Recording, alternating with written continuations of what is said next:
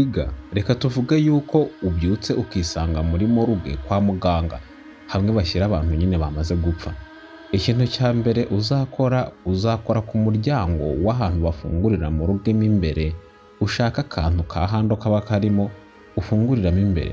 Nusanga muri moruge rero ubyukiyemo ntako kantu karimo, uzashaka ikindi gikoresho icyo ari cyo cyose baba bagushyiranyemo no muri moruge. Numara kukibona uzagerageze gufungura iyo moruge ku muryango wayo. Ariko ibyo nabyo nibidakunda, muri moruge haba harimo fani cyangwa se vandarateri ishinzwe kwinjizamo ubukonje. Uzakora uko ushoboye uyikubite cyangwa se uyihagarike kugira ngo idakomeza kuzana ubwo bukonje. Nimara guhagarika iyo vandarateri cyangwa se iyo fani izana ubukonje muri iyo moruge bagufungiyemo, uzategereza kubera ko ubukonje butazaba bugera ari bwinshi kugira ngo bukwice, hazaza umuntu wo kugufungurira.